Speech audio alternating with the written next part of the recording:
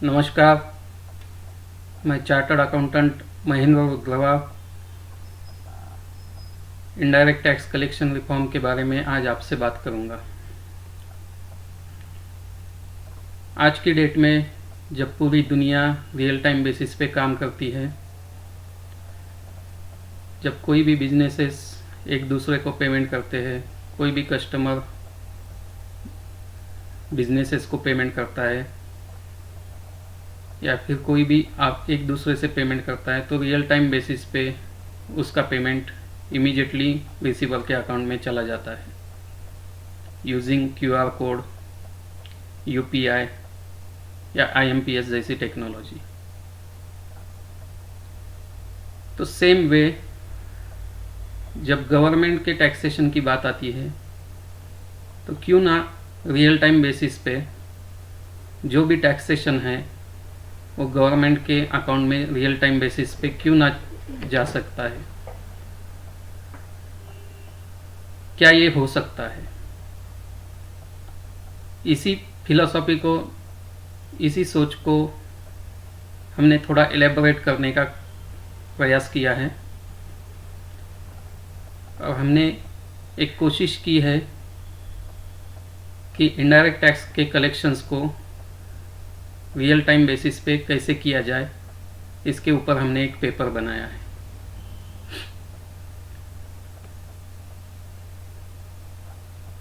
अगर जीएसटी में ये रिफॉर्म हो जाता है तो जीएसटी का कलेक्शन रियल टाइम बेसिस पे हो जाएगा और इसके क्या बेनिफिट्स होंगे। बेसिकली हम जो रिफॉर्म की बात कर रहे हैं, ये रिफॉर्म अगर इम्प्लीमेंट हो जाता है तो जीएसटी का कलेक्शन गवर्नमेंट को ट्रांजैक्शन लेवल पे मिल जाएगा। जैसे ही कोई बायर सेलर को पेमेंट करता है, इमीडिएटली जीएसटी का अमाउंट गवर्नमेंट के अकाउंट में चला जाएगा। ये रिफॉर्म प्रपोजल इम्प्लीमेंट होने के बाद कोई भी जीएसटी रिटर्न फाइल करने की ज़रूरत नहीं होगी। किसी भी व्यापारी को अलग से जीएसटी का पेमेंट करने की ज़रूरत नहीं होगी और कोई ड्यू डेट का फॉलोअप करने की ज़रूरत नहीं होगी। इसके साथ साथ जो आज व्यापार में सबसे बड़ा जीएसटी के पर्सपेक्टिव में सबसे बड़ा जो हर्डल है जो सभी व्यापारी फेस करते हैं, वो है इनपुट टैक्स क्रेडिट मिसमैच। ये इनपुट टैक्स क्रेडिट में व्यापारियों के साथ साथ प्रोफेशनल्स की भी काफ़ी हद तक परेशानी हो जाते हैं, प्रोफेशनल्स भी, और गवर्नमेंट के लिए भी एक ये बहुत बड़ा प्रॉब्लम है इनपुट टैक्स क्रेडिट मिसमैच। तो ये सब चीज़ों को ध्यान में रखते हुए हमने जीएसटी कलेक्शन रिफॉर्म्स का एक सुझाव बनाया हुआ है जिसकी आज हम चर्चा करेंगे। इस वीडियो के माध्यम से हम सभी ट्रेड एसोसिएशंस, सभी व्यापारी बंधुओं को, सभी चार्टर्ड अकाउंटेंट्स, टैक्स प्रैक्टिशनर्स और गवर्नमेंट मिशनरीज को हम ये अपील करते हैं, हम ये रिक्वेस्ट करते हैं कि आप हमारे सुझाव को देखिए, उसको रिव्यू कीजिए, क्रिटिकली एनालाइज कीजिए, इस पे हमें फीडबैक दीजिए और अगर ये प्रपोज़ल आप सभी को अच्छा लगता है तो हमारा सपोर्ट कीजिए। इस प्रपोज़ल को इम्प्लीमेंट करने के लिए गवर्नमेंट को परस्यू करना है। हमारे इस मिशन में हम सभी ट्रेड एसोसिएशंस का, खास करके ट्रेड एसोसिएशंस का, सभी ट्रेड एसोसिएशंस का सपोर्ट चाहते हैं। इसके कई गुना बेनिफिट्स ट्रेड और इंडस्ट्री को मिलने वाले हैं, क्योंकि जीएसटी जो आज की डेट में सभी के लिए एक प्रॉब्लमेटिक एरिया हुआ है और कंप्लायंस के बर्डन में सभी इंडस्ट्री जो आज परेशान है, उससे काफ़ी हद तक सबको एक रिलीफ मिलेगा। और इसलिए हम खास करके इंडस्ट्री को ये अपील करते हैं कि आप हमारे प्रपोजल्स को गो थ्रू कीजिए और इसको जोर शोर से हमें सपोर्ट कीजिए, so that we will be able to pursue the ministry for implementation of this proposal. ये प्रपोजल ऑलरेडी हमने पीएमओ में फाइल किया हुआ है और ये अंडर कंसिडरेशन है, लेकिन जब इंडस्ट्री का इसमें सपोर्ट आ जाएगा तो ये प्रपोजल इम्प्लीमेंट होने में काफ़ी हद तक हेल्प हो जाएगी। तो आइए आज हम इस प्रपोजल के बारे में डिटेल में चर्चा करते हैं। तो ये प्रपोजल क्या है, इसका थोड़ा सा बैकग्राउंड मैं देता हूं कि ये सोच कैसे आ गई। जब सेल्स टैक्स था, वैट था और अभी जब जीएसटी भी है, तो ये सब जो टैक्स लॉज बनाए गए थे उस वक्त टेक्नोलॉजी का डेवलपमेंट हुआ नहीं था। इसलिए जो टैक्सेशन कलेक्शन का रिस्पॉन्सिबिलिटी है ये गवर्नमेंट ने एज अ मीडिएटर बिजनेसमैन को दिया था। अगर हम लॉजिकली देखें तो जो भी इनडायरेक्ट टैक्सेस है इसका अल्टीमेट बर्डन बायर के ऊपर होता है। तो हम अगर इसको देखें तो ऐसा है कि बायर टैक्सेस का पेमेंट करता है और गवर्नमेंट को टैक्स मिलता है। तो देने वाला बायर है, लेने वाला गवर्नमेंट है, बिजनेसमैन एज अ मीडिएटर काम करता है। तो अगर देखा जाए तो बिजनेसमैन का इसमें एज सच कोई रोल नहीं होना चाहिए, लेकिन क्योंकि ये टैक्स लॉज बहुत पुराने समय में बनाए गए थे जिस वक्त टेक्नोलॉजी इतनी डेवलप नहीं थी, तो ये बिजनेसमैन को मीडिएटर बनाया गया कि वो टैक्स बायर से कलेक्ट करे और गवर्नमेंट को डिपॉजिट करे।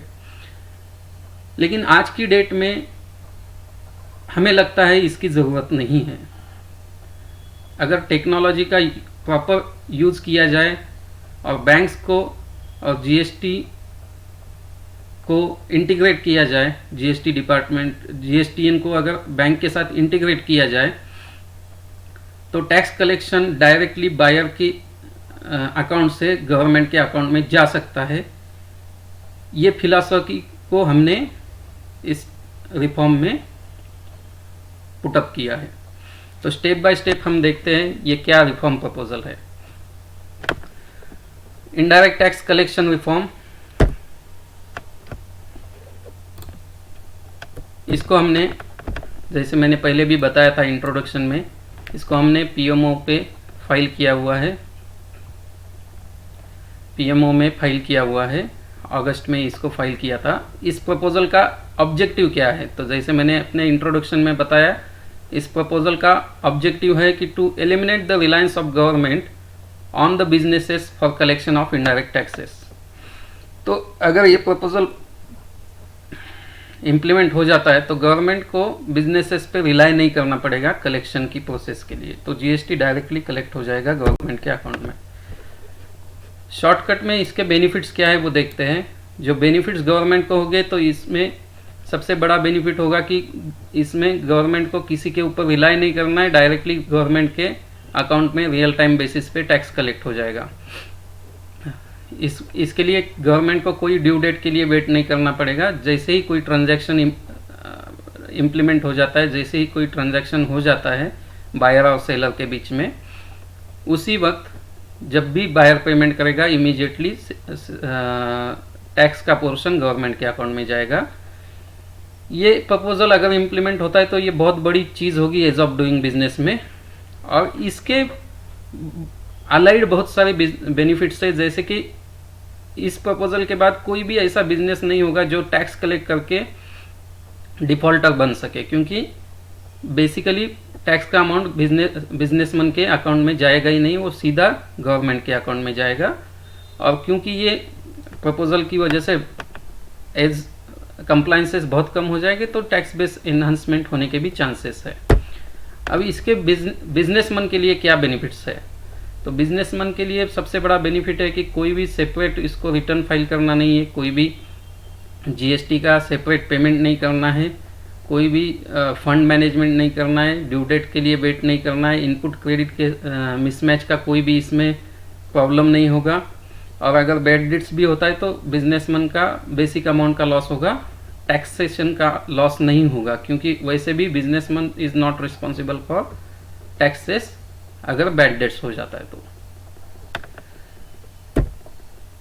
अब हम देखते हैं कि इसका स्कोप क्या है। तो ये इस प्रपोजल में हमने जो भी आज की डेट में जितने भी सारे ट्रांजैक्शंस कवर होते हैं प्रेजेंट टैक्स सिस्टम में, जितने भी टैक्स कंप्लाइंट ट्रांजैक्शंस है वो सभी ट्रांजैक्शंस ये नए प्रपोजल में भी कवर हो जाएंगे। लेकिन जो आज आउट ऑफ टैक्स नेट है, जो फ्रॉडलेंट माइंड वाले पीपल है, जो कैश में ट्रांजैक्शंस करते हैं, उसको कोई चेंज नहीं होगा। अगर वो आज भी कैश में करते हैं तो कल भी वो कैश में कर सकते हैं। तो बेसिकली ये टैक्स प्रपोजल जो है वो एग्जिस्टिंग जितने भी ट्रांजैक्शंस है और एग्जिस्टिंग जितना भी टैक्स बेस है उसको सिंप्लीफाई करने के लिए डिज़ाइन किया हुआ प्रपोजल है। ये सिंप्लीफिकेशन ना सिर्फ टैक्स पेयर के एंगल से होगा बल्कि ये गवर्नमेंट के एंगल से भी सिंप्लीफिकेशन हो जाएगा। अब सबसे बड़ी बात आती है कि इस प्रपोजल में क्या इंफ्रास्ट्रक्चर लगेगा। तो जैसे मैंने अपने इंट्रोडक्शन में बताया था कि इस प्रपोजल को इम्प्लीमेंट करने के लिए एक ही चीज़ लगेगी, वो होगी कि बैंक और जीएसटी का इंटीग्रेशन। जो इलेक्ट्रॉनिक क्रेडिट लेजर है, जो आज हम जीएसटी पोर्टल पे देखते हैं, हर एक बिजनेसेस का इलेक्ट्रॉनिक क्रेडिट लेजर है, उस क्रेडिट लेजर को उस बिजनेस के बैंक अकाउंट के साथ इंटीग्रेट करना पड़ेगा। ये एक ही टेक्नोलॉजिकल इंफ्रास्ट्रक्चरल रिक्वायरमेंट है इस प्रपोजल को इम्प्लीमेंट करने के लिए। ये अगर हो जाएगा तो इस प्रपोजल को और कोई बहुत ज़्यादा टेक्निकल रिक्वायरमेंट्स नहीं होगा। दूसरी चीज़ है, जब भी कोई बिजनेसेस या फिर जब भी कोई बायर पेमेंट करता है, तो आज की डेट में बायर पेमेंट जब करता है तो वो पूरा अमाउंट एक ही साथ लिख देता है। जैसे कि मान लीजिए 1,20,000 रुपये का पेमेंट बायर सेलर को कर रहा है, तो आज वो बैंक की विंडो में 1,20,000 सीधा लिख देता है। हमारे प्रपोजल में हमने बोला है कि बायर को 1,20,000 नहीं लिखना है, उसको लिखना है कि 1,00,000 रुपया बेसिक अमाउंट, जीएसटी अमाउंट 20,000 और टोटल अमाउंट 1,20,000। वो पेमेंट एक ही पेमेंट करेगा, एक ही बैंक अकाउंट से करेगा और सेलर के एक ही बैंक अकाउंट में करेगा और एक ही ट्रांजैक्शन होगा। लेकिन सिर्फ उस ट्रांजैक्शन का जो अमाउंट है वो अमाउंट स्प्लिट करके उसको दिखाना है, और वो स्प्लिट करके कैसे दिखाएगा वो उसका हम आगे डिस्कशन करेंगे। लेकिन ये चीज़ होगा कि बैंक को कोई भी पेमेंट कैप्चर करते वक्त एक अमाउंट की जगह 3 अमाउंट में वो कैप्चर करना है, basic amount, tax amount and total amount. और जो बेसिक अमाउंट होगा वो बिजनेसमैन के सीधा अकाउंट में चला जाएगा और जो टैक्स अमाउंट होगा उस पर गवर्नमेंट का चार्ज होगा। इसकी प्रोसेस क्या होगी ये आगे हम देखते हैं। अब इस प्रपोजल का इफेक्ट क्या होगा? तो इस प्रपोजल का इफेक्ट ये होगा कि पॉइंट ऑफ टैक्स कलेक्शन जो है वो आज की डेट में जैसे ही कोई बिजनेसमैन, कोई सेलर बायर को इनवॉइस करता है, इमीडिएटली उसका लायबिलिटी बन जाता है टैक्स के पेमेंट का, और उसको नेक्स्ट ड्यू डेट में रिटर्न फाइल करके पेमेंट करना होता है टैक्सेशन का, जीएसटी का। लेकिन जो प्रपोज सिस्टम है उसमें ये थोड़ा सा चेंज होगा कि जो टैक्सेशन का पॉइंट ऑफ कलेक्शन है वो इनवॉइस के बेस पे नहीं होके पेमेंट के बेस पे होगा। तो जब भी बायर सेलर को पेमेंट करेगा उस वक्त जो रिस्पेक्टिव टैक्स अमाउंट है वो गवर्नमेंट के अकाउंट में चला जाएगा। तो ये एक छोटा सा इम्पैक्ट है। जो पॉइंट ऑफ टैक्स कलेक्शन है वो इनवॉइसिंग, जो आज की डेट में करंट सिस्टम में इनवॉइसिंग पे होता है, वो प्रपोज सिस्टम में पेमेंट पे होगा। लेकिन इसका भी इम्पैक्ट हमने स्टडी किया है, जिसका बहुत छोटा मिनिमम इम्पैक्ट ट्रेजरी पे होगा, जो हम लेटर पार्ट ऑफ प्रेजेंटेशन में देखेंगे। अब हम चलते हैं प्रपोजल की तरफ। ये प्रपोजल को हमने शॉर्टकट में यहाँ पे दिखाया है, एग्जीक्यूटिव समरी आप बोल सकते हैं कि ये कैसे वर्क होगा। तो यहाँ पे आप देख सकते हैं कि करंट सिस्टम जो है उसमें क्या होता है कि सेलर बायर से टैक्स कलेक्ट करता है, सेलर वो टैक्स अपने पास रखता है ड्यू डेट तक, और जब ड्यू डेट आती है तो सेलर एक रिटर्न फाइल करता है जिसमें वो आईटीसी को एडजस्ट करके बैलेंस अमाउंट गवर्नमेंट के अकाउंट में डिपॉजिट करता है। ये हो गया प्रेजेंट सिस्टम। अब प्रपोज सिस्टम में क्या होगा? प्रपोज सिस्टम जो है वो रियल टाइम बेसिस पे होगा, प्रेजेंट सिस्टम है जो पोस्ट फैक्टो कलेक्शन है। तो प्रपोज सिस्टम में क्या होगा कि बायर अपने अकाउंट में basic amount plus GST is equal to total amount, जब बायर सेलर को पेमेंट करता है उस वक्त उसके अकाउंट में ये तीनों अमाउंट बाइफरकेट करके दिखाएगा। बेसिक अमाउंट अलग दिखाएगा, जीएसटी अमाउंट अलग दिखाएगा और टोटल अमाउंट हो जाएगा वो। तो ये जो बाइफरकेशन है ये बायर अपने अकाउंट में मेंशन करेगा, और वो बायर जब पेमेंट करेगा उसी वक्त बायर का बैंक क्या करेगा, बायर का बैंक, अब बायर के बैंक के पास बाइफरकेशन आ गया है, उसको कोई कैलकुलेशन नहीं करना है बैंक को, बैंक के पास रेडीली कैलकुलेशन आ गया है कि इसमें जीएसटी अमाउंट कितना है और बेसिक अमाउंट कितना है। तो बायर का बैंक क्या करेगा, उस बायर के इलेक्ट्रॉनिक क्रेडिट लेजर में इमीडिएटली एंट्री पास कर देगा। यहाँ पे इंटीग्रेशन होगा, जो हमने इंटीग्रेशन प्रपोज इंटीग्रेशन की बात की है वो यहाँ पे ये इंटीग्रेशन है कि बायर का बैंक बायर के इलेक्ट्रॉनिक क्रेडिट लेजर में जीएसटी अमाउंट का एंट्री करेगा। बायर के बैंक के पास वन टाइम उसका मास्टर अपडेट किया रहेगा, जो बायर का जीएसटी नंबर है वन टाइम बायर ने बायर के बैंक को दिया होगा प्रपोज सिस्टम में। तो बायर का बैंक बायर का जीएसटी नंबर लेके बायर के इलेक्ट्रॉनिक क्रेडिट लेजर में उसके जीएसटी की एंट्री कर देगा, इमीडिएटली बायर को इनपुट टैक्स क्रेडिट मिल जाएगा। तो यहाँ पे बायर को कोई वेट नहीं करना है कि सेलर ने रिटर्न फाइल किया है क्या, सेलर ने ड्यूटी का पेमेंट किया है क्या, ये सब उसको करना नहीं है और कोई मिसमैच का इसमें इशू नहीं आएगा। इमीडिएटली बायर ने पेमेंट कर दिया, बायर को उसके इलेक्ट्रॉनिक क्रेडिट लेजर में आईटीसी का क्रेडिट मिल गया। अब आते हैं सेलर के पास। अब बायर का बैंक क्या करेगा, सेलर के बैंक को पेमेंट का फिगर देगा जो 3 पार्ट में बाइफरकेट होगा, बेसिक अमाउंट, जीएसटी अमाउंट और टोटल अमाउंट। अब सेलर का बैंक क्या करेगा, सेलर का बैंक सेलर के अकाउंट में सिर्फ बेसिक अमाउंट को डिपॉजिट कर देगा और जीएसटी अमाउंट जो है वो सेलर की बैंक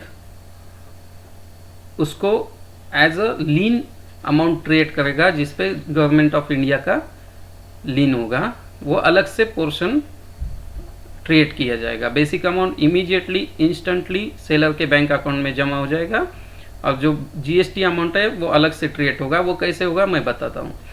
तो सेलर की बैंक सेलर के इलेक्ट्रॉनिक क्रेडिट लेजर में इंटीग्रेट है। तो सेलर की बैंक सेलर के बैंक के पास सेलर का GST number already one time update किया हुआ है। एवरी ट्रांजैक्शन पे सेलर की बैंक को जीएसटी नंबर पूछने की ज़रूरत नहीं है। तो सेलर के जीएसटी नंबर से सेलर की बैंक इलेक्ट्रॉनिक क्रेडिट लेजर में जाएगी और देखेगी कि इसका आईटीसी कितना अवेलेबल है, और जितना भी आईटीसी अवेलेबल है वो आईटीसी अमाउंट, वो जो अभी का जो ट्रांजैक्शन है उसमें जो जीएसटी की अमाउंट थी उसमें से माइनस करके जो बैलेंस अमाउंट बचती है वो सेलर के बैंक अकाउंट में डिपॉजिट की जाएगी, और जो एक्सेस अमाउंट है जीएसटी की लाइबिलिटी आफ्टर एडजस्टिंग आईटीसी वो सीधा गवर्नमेंट के अकाउंट में चली जाएगी और सेलर की लाइबिलिटी का पेमेंट हो जाएगा। सेलर को अलग से कोई लाइबिलिटी पे नहीं करनी है। तो ये इस तरह से ये सिस्टम वर्क करेगी। इसको हम एक एग्जांपल के साथ भी देख सकते हैं तो मोर क्लैरिटी आ जाएगी। तो एग्जांपल के तौर पे हम देखते हैं कि सेल इनवॉइस है 1,18,000 का, जिसमें बेसिक अमाउंट है 1 लाख और जीएसटी का अमाउंट है 18,000। For the purpose of simplification हम जीएसटी को सिर्फ जीएसटी बोलेंगे। इसमें सीजीएसटी, एसजीएसटी, आईजीएसटी इसको अलग अलग से ट्रीट किया जा सकता है बेस्ड ऑन द सिस्टम में कुछ फॉर्मूले डाल के बैंक ऑटोमेटिकली उसको भी बाइफरकेट कर सकेगी कि ये सीजीएसटी है या एसजीएसटी है या आईजीएसटी है। तो इसको भी सिस्टम इंटीग्रेशन यूज करके हैंडल किया जा सकता है। उसको कोई अलग से ट्रीटमेंट देने की ज़रूरत नहीं है। फिर भी हम for the purpose of simplification इसको सिर्फ जीएसटी बोलेंगे इन द एग्जाम्पल। तो एग्जाम्पल है 1,18,000 रुपये के सेल का, जिसमें बेसिक अमाउंट है 1 लाख और जीएसटी का अमाउंट है 18,000 रुपये। यहाँ पे हम देख सकते हैं कि 1,18,000 रुपये की इनवॉइस में सेलर ने इनवॉइस रेज किया बायर के ऊपर। अब बायर पेमेंट कर रहा है। हमारा जो जीएसटी सिस्टम है वो पेमेंट के बेसिस पे वर्क करता है, तो हम पेमेंट की बात कर रहे हैं। इनवॉइस भले ही 1 महीना पहले रेज किया हो, 15 दिन पहले रेज किया हो, या फिर हो सकता है कि ये एडवांस पेमेंट भी हो, या फिर हो सकता है ये पार्शियल पेमेंट है, या फिर हो सकता है कि ये 4 इनवॉइसेस का एक साथ पेमेंट है। It doesn't matter whether it is a advance payment, whether it is a payment based on multiple invoices, और whether it is a partial payment. Whatever it may be, the fact will remain कि इसमें basic amount एक है 1 लाख का, GST amount है 18,000 का, और total amount है 1,18,000 का। तो सेलर, हम for the purpose of example हम मानते हैं कि ये एक ही इनवॉइस है और सेलर एक ही इनवॉइस का पेमेंट कर, बायर एक ही इनवॉइस का पेमेंट कर रहा है, और इनवॉइस का अमाउंट है 1,18,000, बेसिक है 1 लाख और जीएसटी है 18,000। अब बायर क्या करेगा, उसकी बैंक को ये पेमेंट के लिए एंट्री करेगा, और वहाँ पे वो बाइफर्केशन मेंशन करेगा। ये बाइफर्केशन बायर ने मेंशन कर दिया। अब बायर का बैंक क्या करेगा, बायर के बैंक के पास one time GST already updated है, बायर का बैंक इलेक्ट्रॉनिक क्रेडिट लेजर में जाएगा और उसकी एंट्री पास कर देगा कि बायर ने 18,000 रुपये का एक नया ट्रांजैक्शन किया है। तो इमीडिएटली बायर का जीएसटी लेजर, जैसे कि आप देख सकते हैं यहाँ पे, मान लीजिए उसके पास ओपनिंग बैलेंस 10,000 था बायर के आईटीसी में, इलेक्ट्रॉनिक क्रेडिट लेजर में। इस ट्रांजैक्शन का 18,000 रुपये अभी बैंक ने एंट्री पास किया और उसका क्लोजिंग बैलेंस हो गया 28,000 रुपया। अब ये बायर का इशू यहीं पे क्लोज हो गया क्योंकि उसको आईटीसी भी मिल गया। अब बायर का बैंक सेलर के बैंक के पास आएगा और वहाँ पे ये बाइफर्केशन सेलर के बैंक को मेंशन कर देगा। अब सेलर का बैंक क्या करेगा, सेलर के बैंक अकाउंट में उसका जो फ्री होल्ड पोर्शन है, मतलब जिस पे कोई चार्ज नहीं है, अब ये 1 लाख रुपए जो बेसिक अमाउंट है वो इमीडिएटली सेलर के फ्री होल्ड पोर्शन में 1 लाख रुपया डिपॉजिट कर देगा। तो सेलर को अभी ये 1 लाख रुपया वो इमीडिएटली यूज कर सकता है, लेकिन जो 18,000 है वो इमीडिएटली डिपॉजिट नहीं करेगा। सेलर के ही टैक्स पोर्शन में 18,000 रुपया डिपॉजिट करके रखेगा, लेकिन ये फ्री होल्ड अमाउंट नहीं होगा, इस पर लीन होगा गवर्नमेंट का। जब तक ये बैंक रिलीज नहीं करती है तब तक सेलर इसको यूज नहीं कर सकता। और बैंक रिलीज कब करेगी, उसके लिए बैंक को पहले इलेक्ट्रॉनिक क्रेडिट लेजर में जाना पड़ेगा और देखना पड़ेगा कि सेलर के इलेक्ट्रॉनिक क्रेडिट लेजर में कितना बैलेंस अवेलेबल है। मान लीजिए ये ट्रांजैक्शन के वक्त सेलर के आईटीसी में ओपनिंग बैलेंस 5,000 था, तो अब बैंक क्या करेगी, सेलर के यहाँ इलेक्ट्रॉनिक क्रेडिट लेजर में जो 5,000 अवेलेबल था उसको यूटिलाइज करेगी, क्योंकि यहाँ पे लाइबिलिटी का जो पेमेंट है वो 18,000 है। तो 5,000 यूटिलाइज करेगी और एंट्री पास कर देगी। सेलर का इलेक्ट्रॉनिक क्रेडिट लेजर का जो बैलेंस है वो ओपनिंग 5,000 था, अभी यूटिलाइज किया 5,000, तो क्लोजिंग बैलेंस नील हो जाएगा। ये सेलर का इलेक्ट्रॉनिक क्रेडिट लेजर अपडेट हो गया। अब बैंक क्या करेगी, उसको लाइबिलिटी कितना है इस ट्रांजैक्शन का 18,000 रुपये, उसमें उसने आईटीसी कितना यूटिलाइज किया है 5,000 रुपया, तो 18,000 में से 5,000 यूटिलाइज करके जो बचा हुआ 13,000 है वो डायरेक्टली ट्रेजरी को ट्रांसफर कर देगा। तो गवर्नमेंट यहाँ पे सेलर का जो टैक्स लाइबिलिटी है वो डिस्चार्ज हो गया, इमीडिएटली गवर्नमेंट को इस ट्रांजैक्शन के 13,000 आ गए और seller is relieved from his tax liability, payment of tax liability. तो सेलर का टैक्स लाइबिलिटी का पेमेंट हो गया, जो 18,000 था उसमें से आईटीसी यूटिलाइज करके 5,000 और 13,000 रुपये डायरेक्ट बैंक ट्रांसफर। अब जो आईटीसी यूटिलाइज किया है 5,000, वो इमीडिएटली बैंक क्या करेगी, ये 5,000 उठा के सेलर के फ्री होल्ड अकाउंट में ट्रांसफ़र कर देगी। तो सेलर को टोटली अमाउंट कितना मिला, उसको फ्री होल्ड में बेसिक अमाउंट 1 लाख मिला और जो आईटीसी यूटिलाइज किया है वो 5,000। तो टोटल सेलर के अकाउंट में डिपॉजिट हुआ 1,05,000 और 13,000 रुपया गवर्नमेंट के ट्रेजरी में जमा हो गया। तो इस तरह से बायर का भी इमीडिएटली आईटीसी बायर को मिल गया और सेलर का भी टैक्स लाइबिलिटी का डिस्चार्ज इमीडिएटली हो गया। तो गवर्नमेंट को भी रेवेन्यू का कलेक्शन इमीडिएट हो गया, बायर को भी आईटीसी मिल गया और सेलर का भी टैक्स लाइबिलिटी डिस्चार्ज हो गया।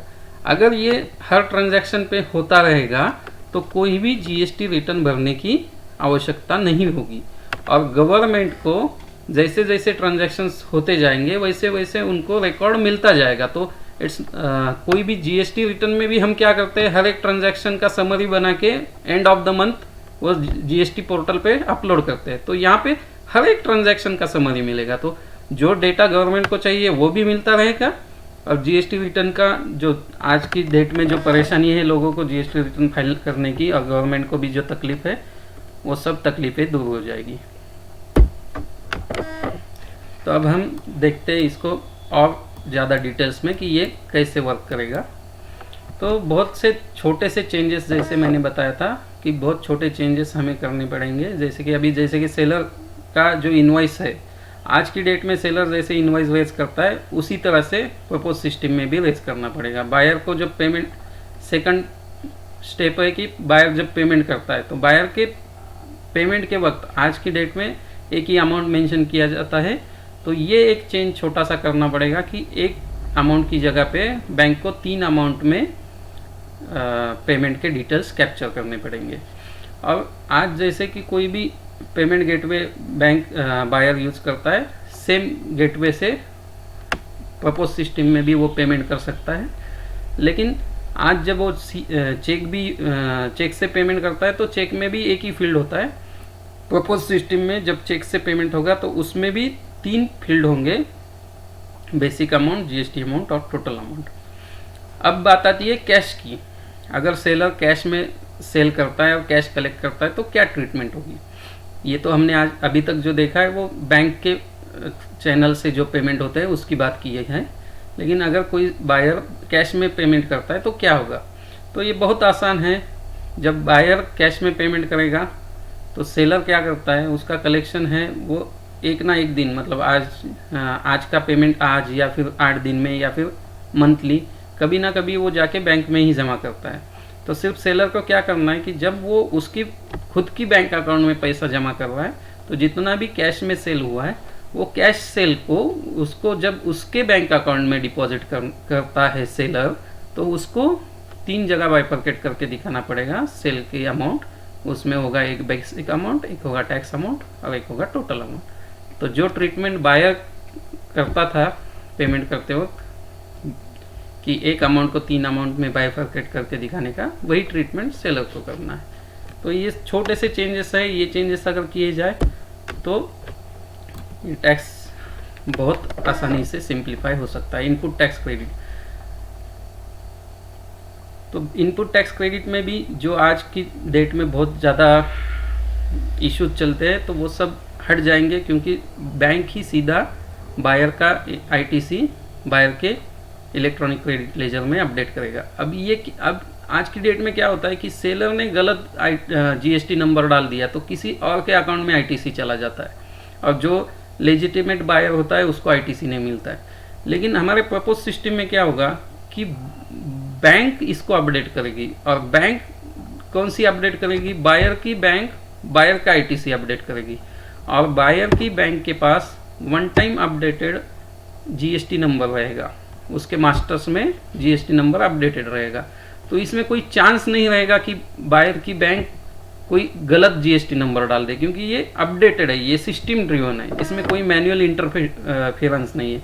इसलिए कोई भी आईटीसी मिसमैचेस के केसेस प्रपोज सिस्टम में हम एंटिसिपेट नहीं कर रहे हैं। अब जो use of input tax credit है वो जैसे मैंने एक्सप्लेन किया था कि सेलर को उसका आईटीसी है जो उसके अकाउंट में है, वो इमीडिएटली ट्रांजैक्शन लेवल पे जब भी उसका पेमेंट आता है बायर की साइड से तो उसकी बैंक वो आईटीसी जो है उसको यूटिलाइज करके रिमेनिंग अमाउंट टैक्स लायबिलिटी का डिस्चार्ज करेगी और आईटीसी की अमाउंट सेलर के अकाउंट में डिपॉजिट कर देगी। तो सेलर को भी बहुत आसानी से उसका आईटीसी का इनकैशमेंट हो जाएगा। अब बात आती है जो छोटे छोटे इसमें जो इश्यूज आ सकते हैं, जैसे कि इनएलिजिबल जीएसटी पेमेंट। अब कई पेमेंट्स होते हैं जहाँ पे बायर को जीएसटी का एलिजिबिलिटी नहीं होता है, जैसे कि डीजल है, पेट्रोल है, व्हीकल्स है, इसका अगर हम पेमेंट करते हैं तो इसका जीएसटी मिलता नहीं है।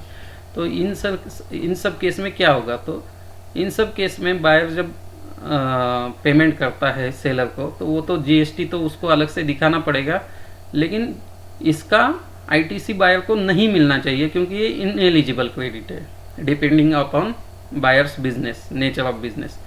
तो बायर को पता है based on his nature of business कि मैं इस क्रेडिट के लिए एलिजिबल हूँ या नहीं हूँ। ये कौन डिसाइड करता है? बायर डिसाइड करता है। आज की डेट में भी किसी भी क्रेडिट को अगर लेना है या नहीं लेना है वो तो बायर ही डिसाइड करता है, क्योंकि उसको एज पर द लॉ उसको पता है कि वो स्पेसिफिक ट्रांजैक्शन पे उसको क्रेडिट मिलेगा क्या नहीं मिलेगा। तो जब भी ऐसा कोई इनएलिजिबल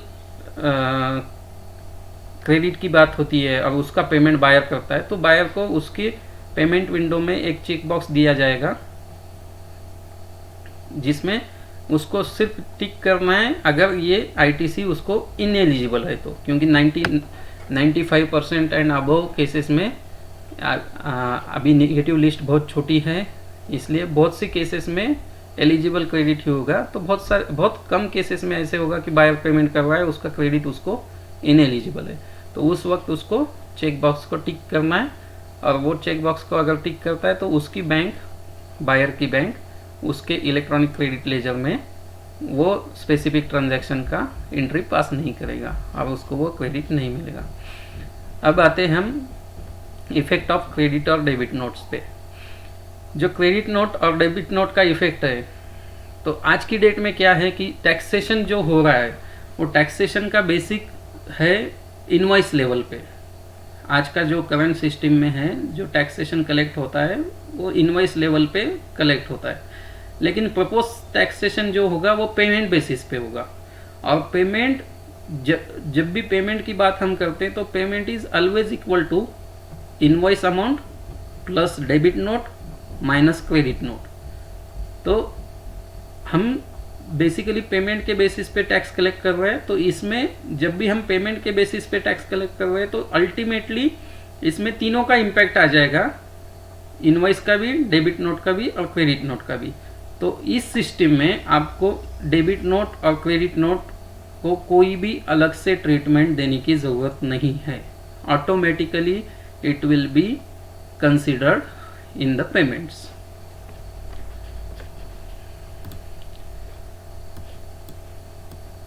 अब जब हमने ये प्रपोजल पुटअप किया था तो बहुत सारे हमको ये डाउट्स मिले थे, क्वेरीज मिले थे कि अगर ये proposal tax collection payment basis पे होता है तो फिर इसका ट्रेजरी पे क्या इम्पैक्ट होगा, क्योंकि आज की डेट में जो कलेक्शन है वो इनवॉइसिंग लेवल पे होता है और हम लोग जो प्रपोज कर रहे हैं वो पेमेंट बेसिस पे प्रपोज कर रहे हैं। और कई केसेस में हमने देखा है कि बिजनेसेस एक दूसरे को 30 डेज़ का क्रेडिट देते हैं, 45 डेज़ का क्रेडिट देते हैं, कहीं कहीं पे तो 90 डेज़ का भी क्रेडिट होता है। तो ऐसे केस में फिर गवर्नमेंट का ट्रेजरी का जो कलेक्शन है वो डिले होगा क्या? तो इसका सिंपल से आसान सा क्वेश्चन, इसका आंसर है कि इसमें कोई भी डिले नहीं होगा। उसका रीज़न क्या है कि कोई भी B2B ट्रांजैक्शन में जब एक पार्टी GST का लाइबिलिटी पे करती है तो जनरली दूसरी पार्टी उसका क्रेडिट लेती है। Exceptions are there but generally it happens कि whenever somebody is selling on credit, first thing is he will generally sell it in B2B transactions, क्योंकि B2C ट्रांजैक्शंस को अगर हम देखते हैं तो generally B2C transactions cash basis पे चलती है, उसमें एक्सेप्शंस हो सकते हैं, लेकिन 95% केसेस में आप देखेंगे कि B2C ट्रांजैक्शंस कैश में होती है। और अगर क्रेडिट पे हो भी रही होगी तो उसका क्रेडिट पीरियड बहुत छोटा होता है, जैसे कि 7 डेज या 15 डेज मैक्सिमम। और B2B में जब क्रेडिट पे सेल होता है तो उसका इम्पैक्ट नलीफाई हो जाता है, क्योंकि एक पार्टी GST पे करती है और दूसरी पार्टी GST का क्रेडिट क्लेम करती है। इसको हम ज़्यादा डिटेल में अगर देखते हैं तो ये टेबल में आपको समझ में आएगा कि जब B2B ट्रांजैक्शंस होती है तो B2B ट्रांजैक्शंस में मान लीजिए 30 दिन का क्रेडिट पीरियड है और मैन्युफैक्चरर डिस्ट्रीब्यूटर को सेल कर रहा है। तो एग्जाम्पल के तौर पे अगर जनवरी में सेल इनवॉइस बनता है और उसको पेमेंट फरवरी में आता है तो इसको हम बोलेंगे कि क्रेडिट सेल हो गया 30 डेज का। तो एग्जिस्टिंग सिस्टम में क्या हो रहा है कि although payment is made in February, duty का बर्डन तो जनवरी में ही आपको पे करना है, ड्यूटी तो सेलर जनवरी में ही पे करेगा, ठीक है।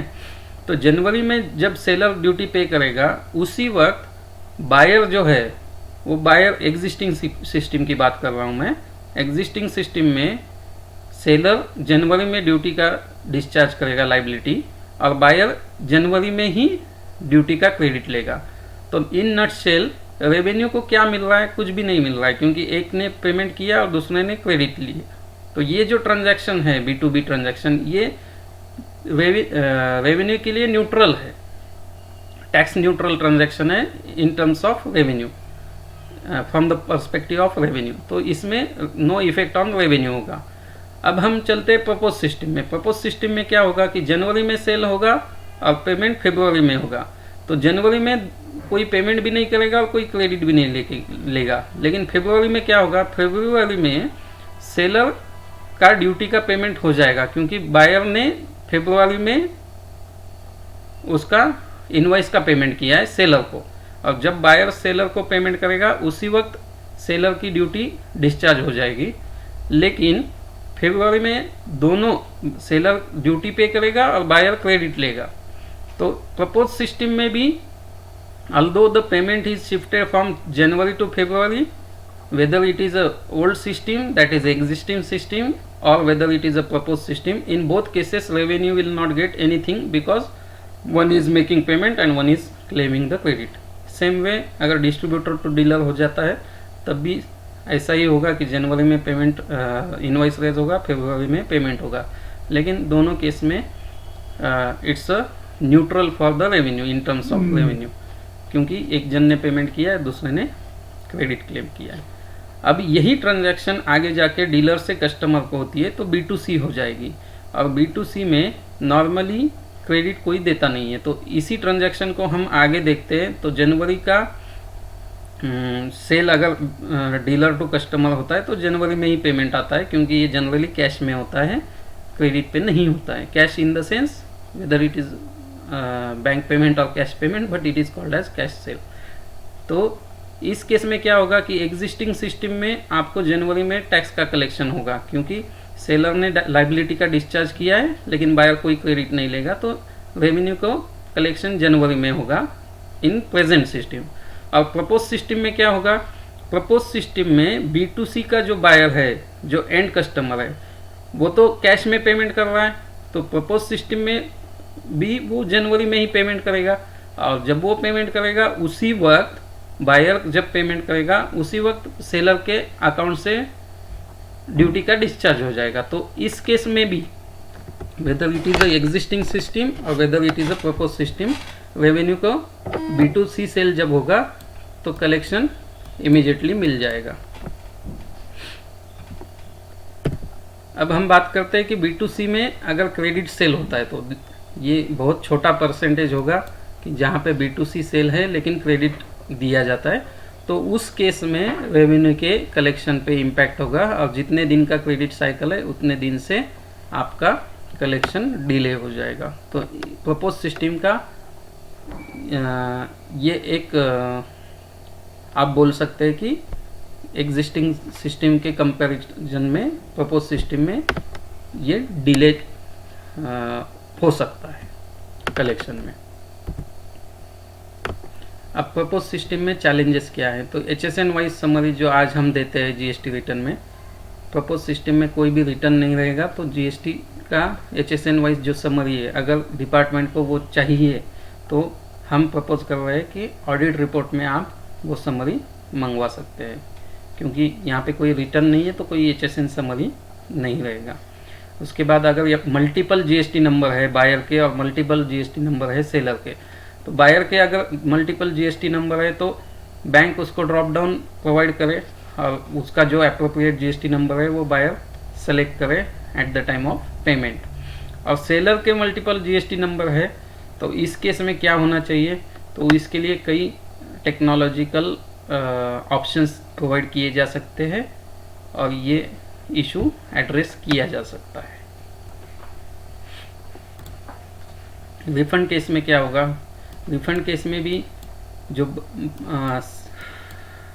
टैक्स पेयर है उसका electronic credit laser real time basis पे अपडेट होता है और उसके इलेक्ट्रॉनिक क्रेडिट लेजर में आईटीसी एक्यूमुलेट होगा, तो आसानी से गवर्नमेंट उसको रिफंड पास कर सकती है एट सर्टेन इंटरवल्स।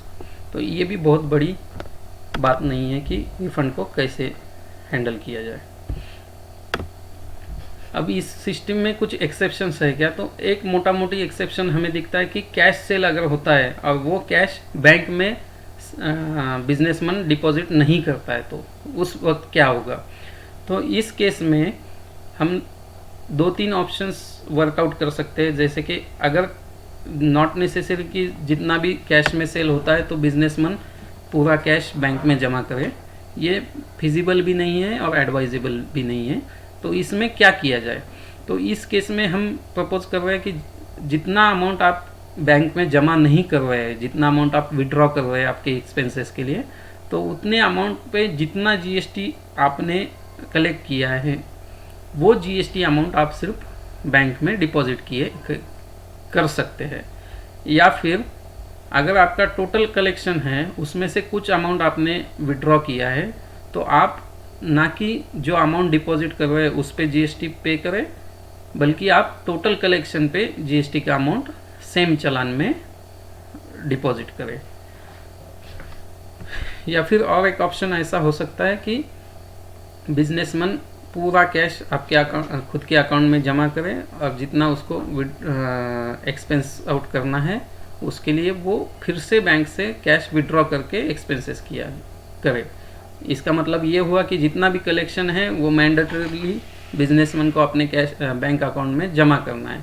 लेकिन ये अगर सुझाव रखा जाता है तो इससे बिजनेसमैन को हार्डशिप हो सकती है, इसलिए हम नहीं चाहते कि ये ऑप्शन एक्सरसाइज किया जाए। तो इस तरह से जीएसटी में बहुत छोटे चेंजेस करने के बाद रेवेन्यू को भी और बिजनेसेस को भी बहुत ज़्यादा लेवल पे रिलीफ मिल सकती है। और जो आज की डेट में हम लोग जीएसटी रिटर्न के पीछे भागते हैं, आईटीसी मिसमैच के लिए स्ट्रगल करते हैं और पेमेंट करने के लिए जितना हमें फंड मैनेजमेंट करना पड़ता है, ये सबसे छुटकारा हो जाएगा। बहुत मैन पावर जो वेस्ट होता है अभी एडमिनिस्ट्रेटिव वर्क पे, वो सब बच जाएगा। और इसके मेन बेनिफिशियरी है बिजनेसमैन, क्योंकि उसको कंप्लायंसेस का बर्डन काफ़ी हद तक कम हो जाएगा।